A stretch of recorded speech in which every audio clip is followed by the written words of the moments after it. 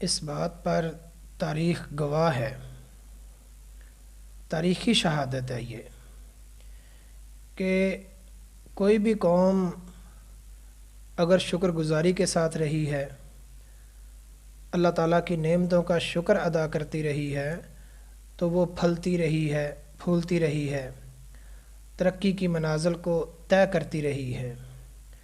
لیکن جو قوم بغاوت پر اتر آئی، نافرمانی پر اتر آئی، اللہ تعالیٰ کی نعمتوں کی ناقدری اور ناشکری کرنی شروع کر دی تو وہ قوم زوال پذیر ہو گئی، اور آہستہ آہستہ نعمتوں کے چھن جانے کی وجہ سے، مالک کی نافرمانی کی وجہ سے وہ صفحہ ہستی سے ہی مٹ گئی۔ قرآن کریم میں اس کی 20 مثالیں موجود ہیں۔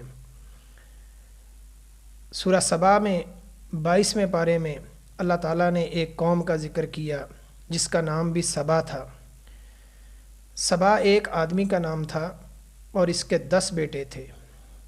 ان 10 بیٹوں کی ہی آگے اولادیں ہوئیں، خاندان بنے، بڑے بڑے قبائل بن گئے، آبادیوں میں اضافہ ہوا اور یہ بہت بڑی بڑی آبادیاں بن گئیں۔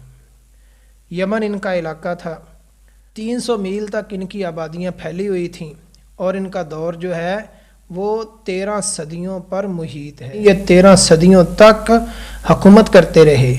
ان کی ترقی اور زوال کی داستانیں بھی قرآن کریم میں لکھی ہوئی ہیں۔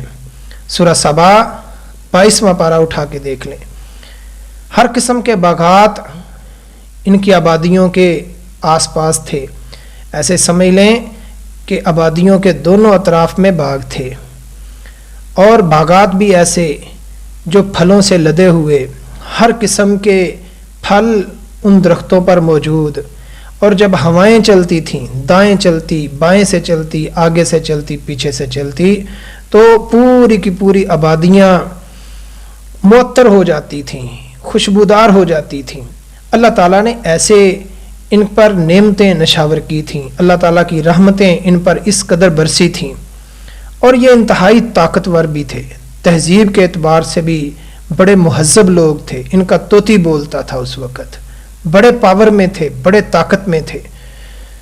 اور زراعت، 2 چیزیں تھیں، ایک زراعت تھی ان کی اور ایک ان کی تجارت تھی۔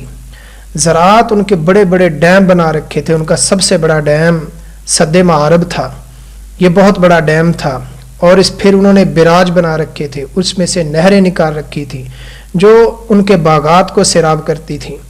گویا کہ ان کی زمینیں سونا اگلتی تھیں، اور اسی طرح ان کی تجارت تھی، بڑی بڑی شاہراہوں پر ان کی آبادیاں تھیں، اور اس وقت مکہ کے لوگ، دوسرے شہروں کے لوگ، دوسرے ملکوں کے لوگ ان کی آبادیوں سے ہو کر گزرتے تھے، اور انہیں کسی قسم کا کوئی خوف، ڈر نہیں ہوتا تھا کہ ہمارے قافلے لٹ جائیں گے۔ لوگ قافلے ایک آبادی سے نکلتے تو دوسری آبادی کے آثار نظر آ رہے ہوتے تھے۔ یہ مطلب لیا ہے قرآن کریم نے کہ ان کے ہم نے سفر کم کر دیے تھے۔ مطلب کیا کہ ان کی آبادیاں انتہائی قریب قریب تھیں۔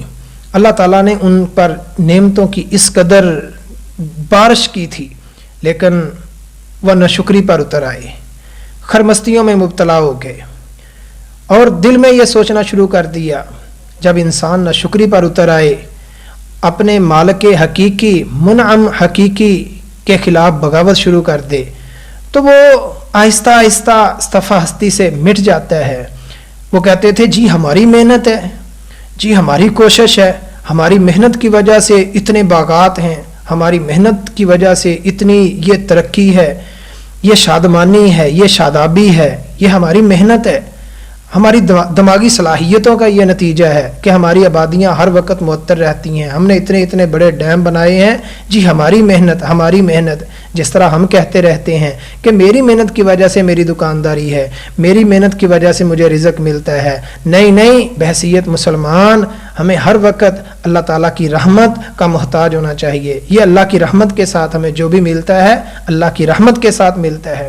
وہ لوگ کہتے تھے ہمارے پاس بہترین عقل ہے، ہمارے پاس بہترین دماغ ہے، اور ہماری صلاحیتوں کی وجہ سے ہماری زراعت آسمانوں کو چھو رہی ہے، اور اسی طرح ہماری تجارت بھی سارے ملکوں سے زیادہ ہے، یہ قوم سبا تھی۔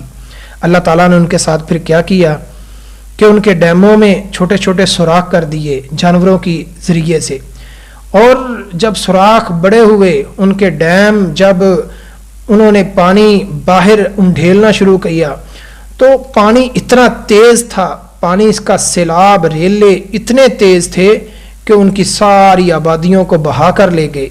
اور اسی طرح اللہ تعالیٰ نے پھر اوپر سے آسمانوں سے بارش نازل کی، اللہ تعالیٰ نے ان کے لہلہاتے ہوئے کھیت باغات سب برباد کر کے رکھ دیے اس پانی نے، وہ پانی جو انہوں نے جمع کیا ہوا تھا۔ اور اللہ تعالیٰ نے آسمانوں سے بارش کے ذریعے سے، اور جو ان کے کھیت تھے، جو ان کے باغات تھے، 300 میل مربع میل تک پھیلے ہوئے باغات جو خوشبوئیں ہی خوشبوئیں دیتے تھے، جن کی وجہ سے آبادیاں معطر ہوتی تھیں، اب وہاں کیا اگایا؟